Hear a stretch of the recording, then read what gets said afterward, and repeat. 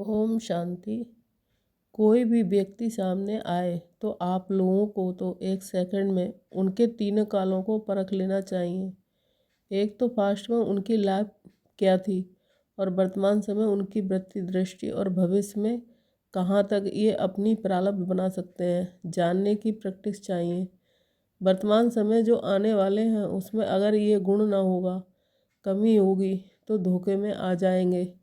कई रंग रूप में, आर्टिफिशियल रूप में भी परखने के लिए आएंगे, भिन्न भिन्न रूप में। और अशुद्ध आत्माओं की भी बहुत संभाल करनी है।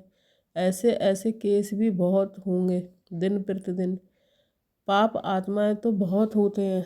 आपदाएं, अकाले मृत्यु, पाप कर्म बढ़ते जाते हैं तो उन्हों की वासनाएं जो ये रह जाती हैं कि वह फिर अशुद्ध आत्माओं के रूप में भटकती हैं।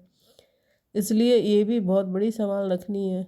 कोई में अशुद्ध आत्मा की प्रवेशता होती है तो उनको भगाने के लिए एक तो धूप जलाते हैं और आग में चीज़ को तपाकर लगाते हैं और लाल मिर्ची भी खिलाते हैं।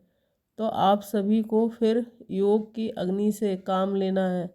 हर कर्मेंद्रियों को योग अग्नि में तपाना है, तो फिर कोई वार नहीं कर सकेंगे।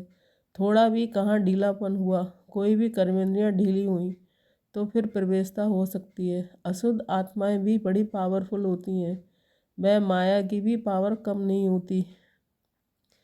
ये बहुत ध्यान रखना है। और कोई प्राकृतिक आपदाएं भी अपना कर्तव्य करेंगी, उसका सामना करने के लिए अपने में ईश्वरीय शक्ति रूप की आवश्यकता है।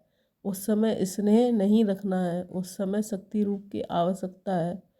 उस समय स्नेह नहीं रखना और उस समय शक्ति रूप बनना, ये भी सोचना है। ओम शांति।